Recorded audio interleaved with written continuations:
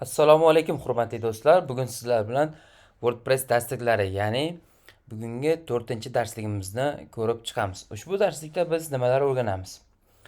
Ushbu darslikda biz sizlar bilan shu paytgacha biz o'rgangan narsalarimiz, ya'niki WordPressning adminka qismini o'rganib chiqdik va qanday o'rnatishimizni, menyular nimalar borligini va nimalarni ishlata olishimizni, qayerlarda ishlata olishimizni ko'rib chiqdik. Endi sizlar bilan biz pluginlar mavzusini, ya'ni o'sha sodda qilib aytganda avval aytganimdek ma'lum bir vazifani bajaruvchi kodlar to'plami. Shu haqida batafsil ega bo'lamiz bugungi darsligimizda. Xo'p, sizlar bilan biz bugun sahifa, ya'ni bosh sahifani yaratamiz. Aytaylik, sahifalar bo'limiga kiradigan bo'lsak, biz sizlar bilan oldin yaratganmiz bosh sahifa. Xo'p, bosh sahifa bizda qanday yaratiladi? Aytaylik, bizda hozir ko'rib turganingiz bu soddagina, ya'ni WordPressni hech qanday pluginlarsiz ishlatish imkonini beruvchi qanaqadir bir interfeys desak ham bo'ladi. Bu bizga hozir namoyon etayotganlari bu ya'ni WordPressning o'zini shablonlari hisoblanadi. Xo'p, shablonlarni tanlab xohlaganimizni o'rnatib ishlatsak bo'ladi. Lekin hop, o'zidan ishlatadigan bo'lsak, mana bu yerda plusni bosadigan bo'lsak, bizdagi WordPressdagi, ya'ni odatdagi o'zini tekstlarini yoki rasm joylash imkonini beruvchi bizga widjetlarni ko'rsatib beradi. Hop, e'tibor berayotgan bo'lsak, bizda hozir bor narsalar, mana chap tarafimizdagi bor, ana abzas, ya'ni tekstni abzas qilib qo'yadi va zagolovkasi, ya'ni tekstni aytaylik bosh sahifadagi zagolovka, ya'ni bu birinchi matn, ya'ni bosh sahifadagi birinchi matnni ko'rsatib beradi. Keyingisi aytishimiz mumkin, mana bu yerda widjetlarimizda spisik, ya'ni bu spiska. Hop, aytaylik mana test qilib yozadigan bo'lsak, bu bizga matnlarni spesifik ko'rinishda yozib beradi. Asitata biz hammamiz bilganimizdek sitata va bu yerga biz kod bo'limi, ya'ni widjet bo'limi bor. Bu yerga biz HTML kodlarimizni ham bemalol qo'ysak bo'ladi. Chap tarafimizda menyularimizda batafsil hammasi yoritib o'tilgan. Ya'ni aytaylik, bu yerda galereya yoki rasm qo'yishimiz mumkin. Rasmni o'sha avval aytganimdek, hop, bizda rasm yuklab olamiz mana. Rasmni mana glavniy, ya'ni bosh sahifaga qo'ysak bo'ladi, galereya qo'ysak bo'ladi, audio qo'ysak bo'ladi, media, fayllar, obloshka, video, dizayn, knopkalar hammasini shu yerdan olib qo'ysak bo'ladi. Ushbu interfeys bizga ozgina, ya'ni salgina bir ko'rimsizroq tuyulishi mumkin va sizlar bilan hozir biz bugungi darsligimizda chiroyliroq interfeys yordamida yana ham bir bosh sahifaga, ya'ni qaysidir ma'noda dizayn qilamiz. Hop, buni hozir saqlanib qiladigan bo'lsak, mana bizga bosh sahifani ko'rishimiz mumkin mana bu tarzda, ya'ni biz qo'yib o'tgan tarzimizda. Endi bugungi darsligimizda biz sizlar bilan Page Builder'lar pluginini o'tib o'rganamiz. Hop, Page Builder'lar o'zi nima? Page Builder'lar bu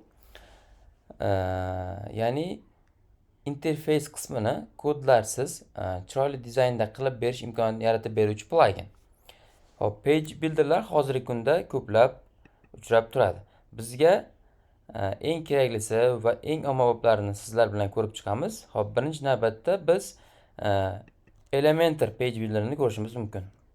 Elementor juda ishlash uchun qulay va oson, ya'ni drag and drop, ya'ni sichqonchani surish orqali widjetlarni olib kelib ishlatishimiz mumkin. Bizga juda ham qulay va adaptivlarga juda ham mos hisoblanadi. Hop, mana bu yerda ko'rib turishimiz mumkin, mana Elementor, ya'ni website builder.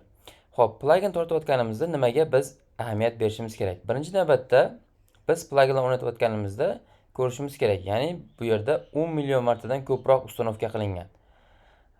Bu yerda yana aytishimiz mumkin, bu yerda odzivlari bor va Elementorda o'zidan biz tortib olyapmiz. Shu yerlarga ham e'tibor berishimiz talab qilinadi. Hop, mana shuni o'rnatib olamiz. Hop, Elementor Page Builder. Yana ham Page Builder'lar bor. Ular qaysilar?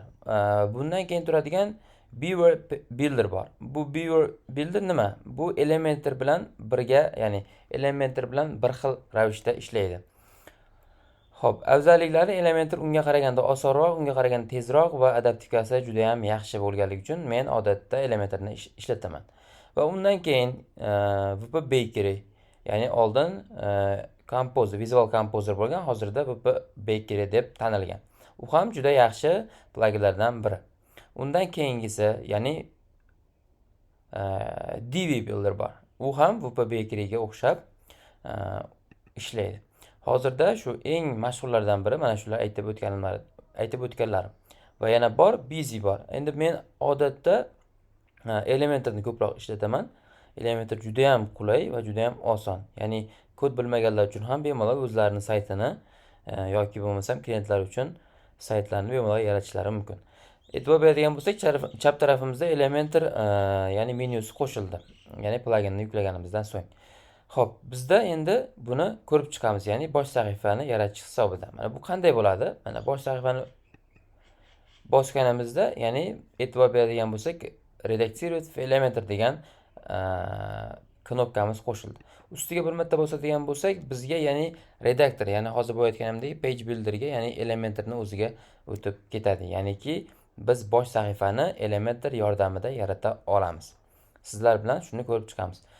Xo'p, menda internet ozgina sekinroq sababli bu sekinroq ochyapti. Sizlarda internetinglar yaxshi bo'ladigan bo'lsa, bu bunaqa vaqt olmaydi kirishi uchun. Xo'p, ungacha biz mana bu yerda e'tibor beradigan bo'lsangiz, bosh sahifa mana shu holatda ko'rinib turibdi. Ya'ni bu qaysidir ma'noda ko'zga nima desa bo'ladi? Ko'zga unchalik ham mos emas. Ushbu holatda siz bilan oddiy bitta pluginimiz bor. Bu plugin vazifasi nimani bajarib beradi? Hozir sizlarga ushbu plugin bilan tanishtirib o'taman. Xo'p, bu pluginning nomi Classic Editor. Juda ham ommabop va juda ham kerakli bo'lgan plugin hisoblanadi. Classic Editor pluginimiz.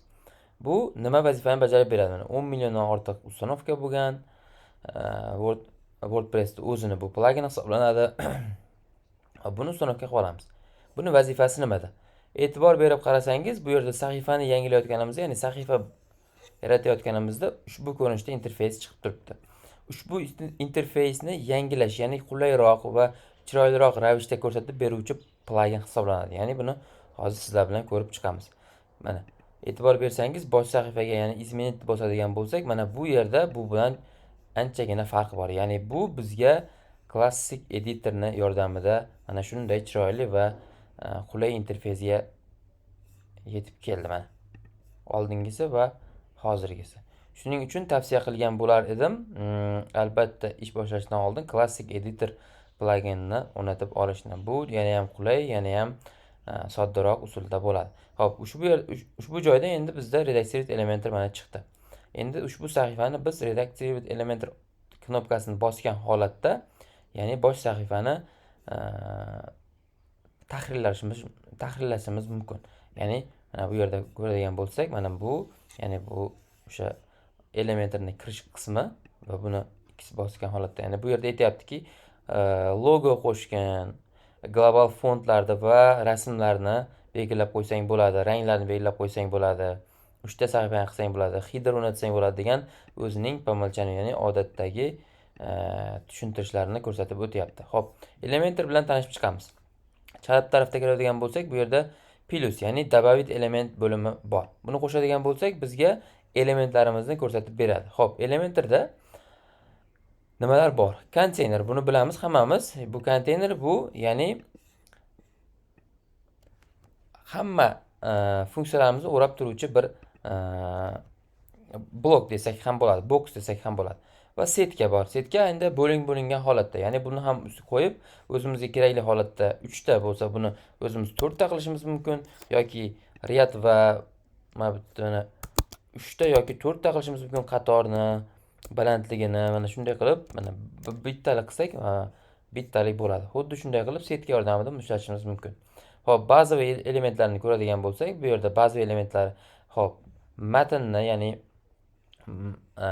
zagolovkasi, ya'ni title qismi, rasmi, tekstovisi, video, knopka, разделитель, ya'ni o'rtasidagi masofasi, bu разделитель aytgancha chiziq vazifasi va interval esa va o'rtasidagi masofasi. Bu Google karta, ikonkalar qo'shishimiz mumkin.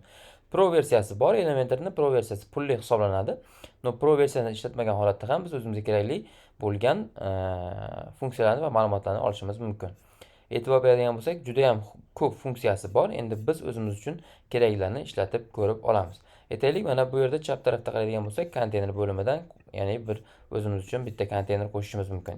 Ya'ni konteyner qo'shib bu yerga aytaylik bitta biz rasm qo'ymoqchimiz. Mana bu rasmni qo'ysak bo'ladi.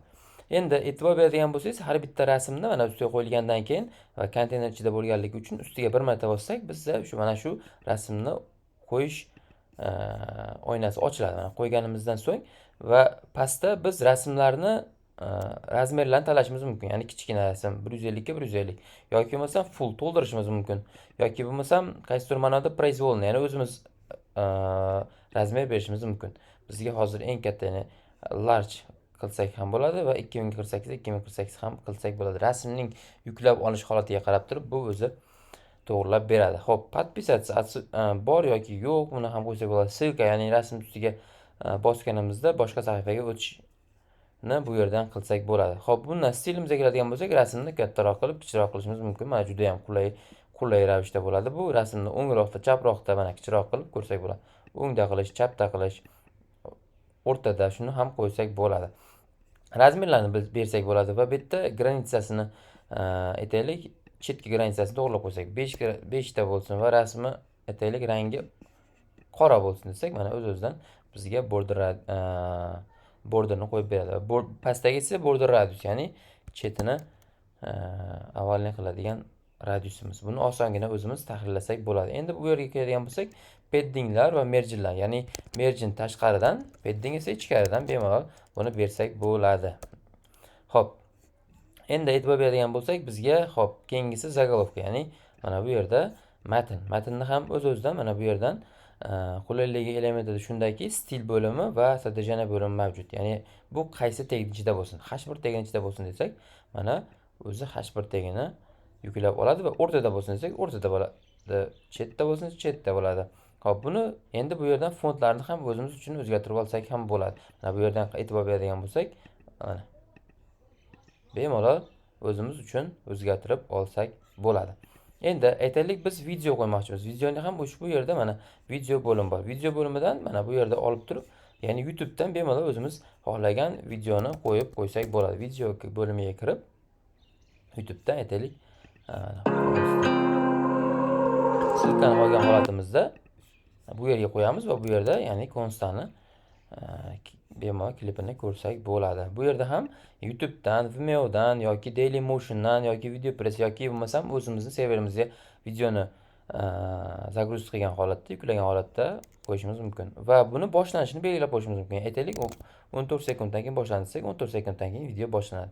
Tugash vaqtini aytaylik sekundlarda beradigan bo'lsak, 100 sekunddan keyin video tugaydi. Avtomatik qo'yilsin desak, video avtomatik ochilib ketadi ushbu holatda. Bezvuk qiladigan bo'lsak, bezvukni seklit qilsak bo'ladi yoki captionlar qo'yib qo'ysak bo'ladi. Yoki shu kanaldagi videolarni chiqarib tursin desak, bu video tugagandan so'ng ushbu kanaldagi videolarni qo'yib beradi va ustiga biz rasm qo'ysak bo'ladi. Ya'ni aytaylik, ustiga qanaqadir rasm qo'ymoqchimiz. O'shani ham ustiga mana bunday holatda va ustiga bosilganda video bosilib ketadi. Shu holatlarni biz qilsak bo'ladi. Keyin videoni o'lchamlarini 21 ga 9 qilsak bo'ladi yoki bo'lmasa 1 ga 1 qilsak bo'ladi. Buni o'zimiz bemalol moslashtirib olsak bo'ladi. Xo'p, videodan keyingi holatlar. Xo'p, aytaylik knopka, ya'ni knopka, qaysidir knopkani qo'yib, mana bu yerda knopkadan keyin, mana misol uchun knopkani yozgan holatda, mana bu yerga misol uchun bosing degan holatda mana bosing. Va bu yerdan bemalol o'zimiz uchun yoki sahifani yoki bo'lmasam tashqi kelayotgan ссылка, ya'ni sahifani yoki bo'lmasam linkni qo'yishimiz mumkin bo'ladi. Xo'p, videoni kuzatib borayotgan bo'lsangiz, mana chap tarafdagi barcha menyulardan foydalangan holatda o'zingiz uchun va o'zingiz xohlagan narsani qilib ko'rsangiz bo'ladi. Ya'ni karusel. Bizi vaqtimiz chegaralanganligi uchun hammasini qo'yib ko'rsatib bera olmaymiz. Bemalol qo'yib ko'rishingiz mumkin. Agar mabodo kimdadir savol bo'ladigan bo'lsa, bemalol yozishingiz mumkin. Kontaktlarimiz описаниеda qoldiramiz. Bemalol kirib yozing, tushunmagan joyingizni o'rgatamiz. Qo'ldan kelgancha o'rgatib, yordam berishga harakat qilamiz. Bemalol murojaat qilishingiz mumkin. Sog' bo'ling, salomat bo'ling. Keyingi darsda ko'rishguncha omon bo'ling.